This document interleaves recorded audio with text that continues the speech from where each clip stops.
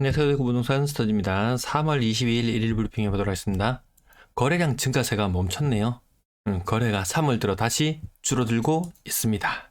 이런 인터넷 게시글이 보이더라고요. 증가 속도가 멈췄네요. 사실이 아닙니다. 초급매물 처리로 인해 연일 가격 하락이 도배되었는데 이제 다시 정체로 가는 건가요? 가격은 좀 정체의 느낌은 있어요. 전세가는 여전히 꾸준하게 폭락하니 나락으로 빠져가네요. 전세가 빠지고 있는 것도 맞다는 현상, 갱신거래 하락률, 타 지역은 뭐 40% 정도 수준인데 대구는 80% 정도 수준. 굉장히 하락을 먼저 했다. 바닥 다지기로 가는 시간이 가까워지는 것인가 싶을 정도로 계속 흐름 지켜보고 있고요. 또 다른 게시글 보니까 12월, 2월 동안 늘어났던 거래가 3월 들어 다시 줄어들고 있습니다.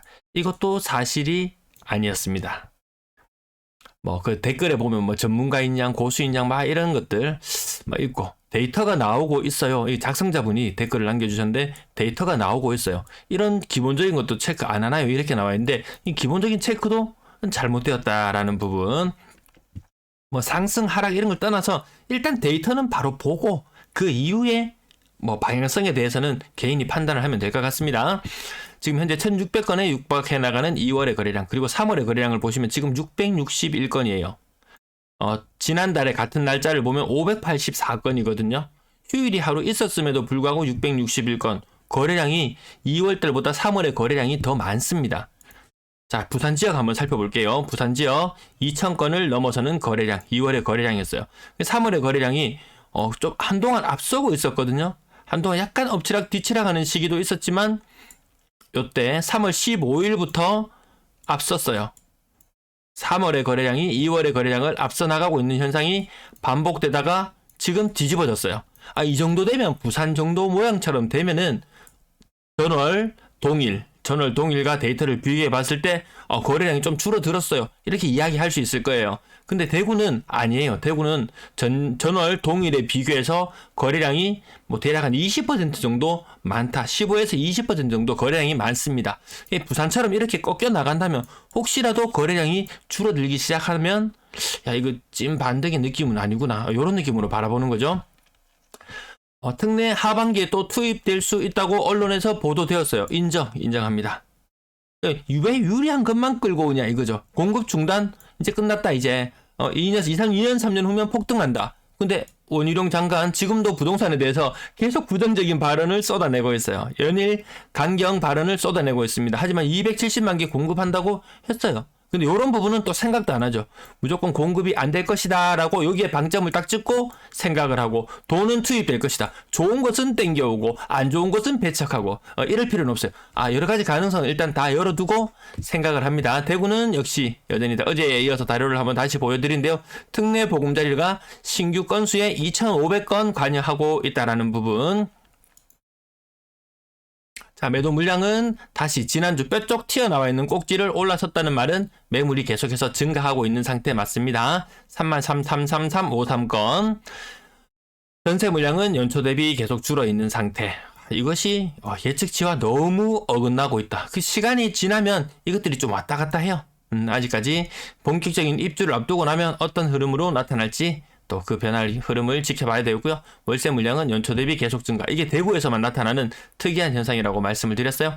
전체 임대 물량은 연초 대비 한 3% 정도, 3% 정도 늘어나 있습니다. 임대 물량이 줄었는 게 아니에요. 매물 늘어, 임대 물량 늘어, 분양권 매도 물량 늘어, 미분양 늘어.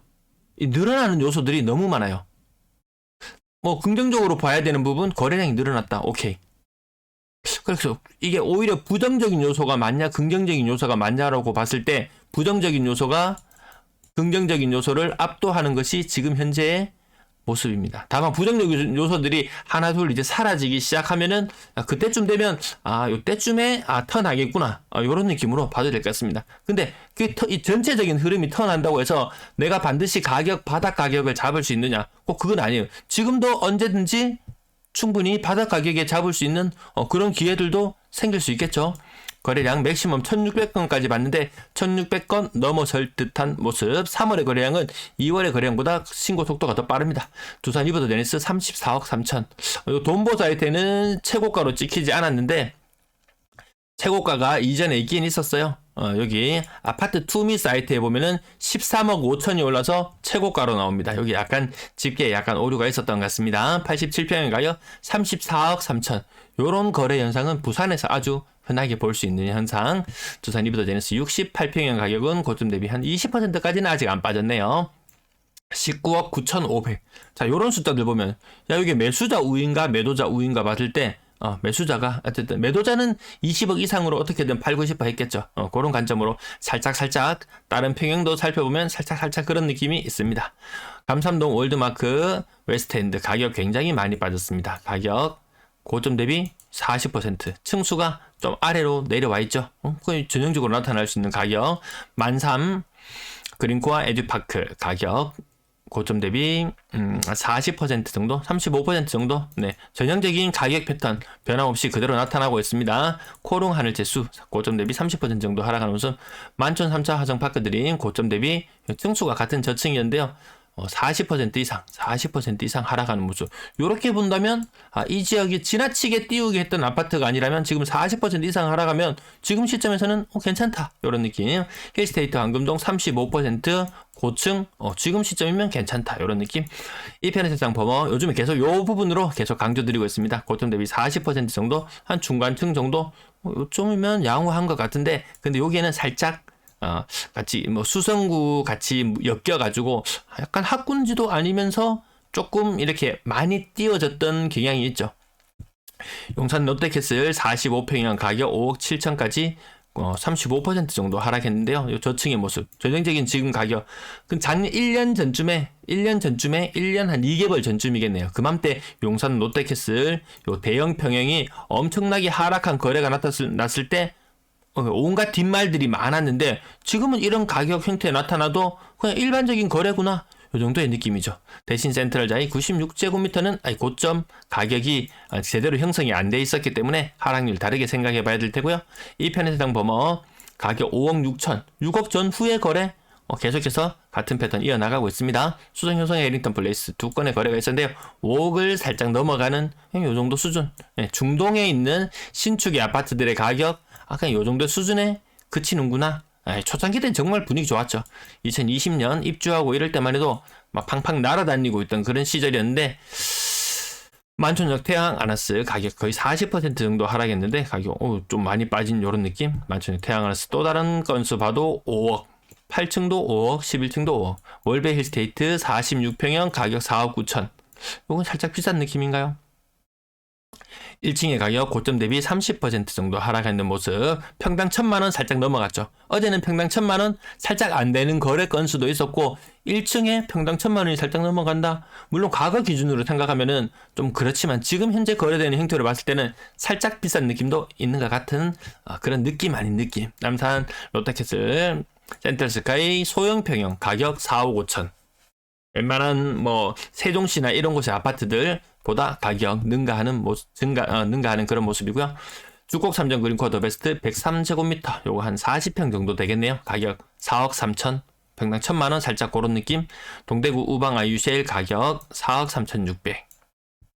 거의 최신축이죠. 센트럴자이 대구역 센트럴자이 4억 3천, 고점 대비 40% 정도 하락. 그럼 요 가격이 조금 많이 띄어졌었구나, 요런 느낌.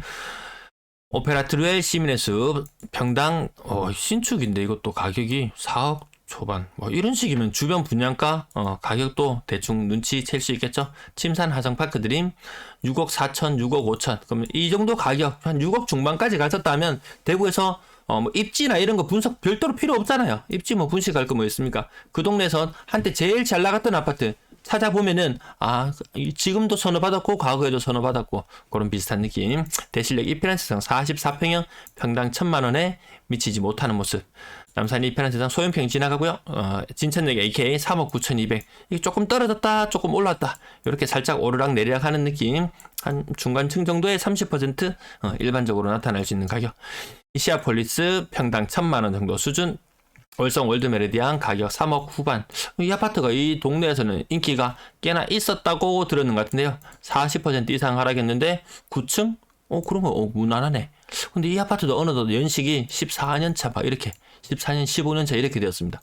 오케이, 옆쪽에 제2국가선단이 들어옵니다. 이게 지금 지금 뒤에 이야기 나오는 게 있나요? 국가산은 지정되기 전까지 말은 많았었는데 막상 지정되고 나니까 움직임이 보이나요? 용인만 해도 반도체 300조 투자해서 뭐 한다고 하니까 연일 난리예요. 야, 과연 그만큼 파급력이 있는 기업이 들어올까라고 생각해 봤을 때 아직까지는 고개를 좌우로 흔들게 만드는 것 같습니다. 나머지 평당 웬만하면 1000만 원 하면 웬만하면 다 접근할 수 있는 상태. 중리 롯데캐슬 38평형 가격이 야 이거 얼마인가요? 평당 800만 원? 900만 원? 그 정도 수준밖에 안 되죠 지금. 인근에 워낙 많은 입주를 앞두고 있습니다. 월베트형 대시양 3억 2천 고점 대비로는 30% 정도. 근데 얘는 아직 고점을 제대로 못 찍었었죠. 30% 정도 일반적인 패턴의 가격들이 계속해서 나타나고 있다라는 부분 여기까지 짚어드리고요. 계약 일별 거래량이 요거 중요해집니다. 오늘 제목에서 봤을 때 거래가 늘어나네요, 줄어드네요. 아직까지 거래 신고가 아직 제대로 되지 않아서 올라가는데요. 지금 여기 회색선이 여기 살구색선을 넘어서게 된다면 빨간색 네모가 여기 살구색 네모, 노란색 네모, 노란색 네모를 뛰어넘는 날들이 많아지면 앞으로 분위기는 좋아지겠구나. 아니면 그냥 여기에 그친다면 뭐 그닥이겠구나. 3월 초반의 거래 지금 여기 앞부분만 살펴보시면은 요 괜찮네. 그럼 지금 2월의 거래량보다 3월의 거래량이 더 많아지겠네. 이렇게 살펴볼 수 있겠죠. 아니 시간은 아직 많다. 건당 거래 대금 좀 내려오는 모양새로 가고 있고요. 거래량 2,000건에 근접해 가고 있는 모양새. 과거의 흐름들, 패턴들을 통해서 미래에 일어날 일들을 예측해 볼 필요가 있겠죠. 다른 분이 시청자분께서 3억 이상 거래되는 건수의 비율이 얼마나 되는가 꼭 댓글에 남겨주셨던데 이거 제가 매일 보여드리는 거거든요. 3억 미만의 비율이 일하다면 이 역으로 보면은 3억 이상의 비율이잖아요. 요걸 통해서 알아볼 수 있습니다. 3억 이상의 비율이 조금씩 이렇게 변해가는 모습들 요 흐름을 통해서 살펴볼 수 있고요. 아직까지 2월의 거래량이 6억 이상은 150건을 돌파하지는 못했네요. 부산이 여기까지 올라갔다 했죠. 쌍봉인데 대구는 그만큼 비싼 아파트에 대한 거래가 그렇게 많지는 않습니다. 수성구 지역이 조정 대상 지역 투기가열지구 같이 해제되면서 그나마 거래가 많아졌는 게 이 정도 상태예요. 분양권 21건의 거래가 있었고요. 5억을 넘느냐 넘지 못하느냐 그 정도의 차이 정도로 계속해서 살펴보시면 될 것 같습니다. 고성동 대구의 오페라 W 가격이 4억 6천, 고점 대비 2억 정도 차이. 신암동 해링턴 플레이스 동대구 6억 4천까지 갔던 것이 4억 4천. 입주가 많았던 곳이 한창 때 띄우기도 좋아요. 근데 이 물량 부담, 지금은 물량 부담이 좀 와닿는 그런 시점인 것 같습니다. 하나 더 대구의 오페라 W 6억 4천까지 갔던 것이 4억 4천. 5억 이상과 이하 그 정도만 비교해보면 될 것 같고요. 전세 거래량이 너무 적어요. 2월에 화려했던 시절을 뒤로하고 3월은 거래량이 다시 줄어들고 있습니다. 매매 거래는 8, 90건씩 나오는데 전세 거래는 여기 지난달 같은 날짜와 비교해봤을 때 많이 줄어들고 있다는 부분 조금 아직까지 우려스럽게 다가옵니다. 2억, 3억, 2억 이상 차이 나는 거 대략적으로 동그라미를 쳐보면 이래요. 아직까지 전세 시장 하락세가 진정되진 않았다. 그냥 국평의 가격 2억 초반까지 내려올 뻔했던 것이 2억 중후반으로 금리 떨어진 영향으로 전세 가격이 조금 올라가 있는 모습. 물량이 딸려서 가격이 올라가는 것이 아니고 물량은 여전히 대구에 넘쳐납니다. 물량이 딸려서 떨어지는 게 아니고 금리가 떨어지면서 가격이 올라가고 있다. 전월세 비중 살펴보시면은 월세가 여전히 높은 비율을 차지하고 있다라는 부분. 월세 물량도 넘쳐나거든요. 전세 세입자 제대로 구해야 됩니다. 오늘은 이제 하루가 지나고 나면 금리 인상 여부가 발표되나요? 거기에도 우리와 한미 금리 차이가 벌어질 수 있다는 부분도 한번 생각해 봐야 될 것 같습니다. 오늘 제목 부분에서는 월세 거래량 오늘 60건, 전세도 60건 살짝 넘죠. 네, 오늘 제목 부분에서 무작정 나는 상승을 주장한다고 해서 하락하는 의견을 무조건 까고 나는 무조건 하락에 배팅을 하고 있기 때문에 상승하는 의견을 무조건 까고 이것은 옳지 않다. 일단 있는 사실은 그대로 받아들이고 그 방향성을 자기가 미세하게 조정해 나가면서 앞으로 흐름을 지켜볼 필요는 있을 것 같다는 의미에서 약간 반대 의미의 제목을 달아봤네요. 시청 감사합니다.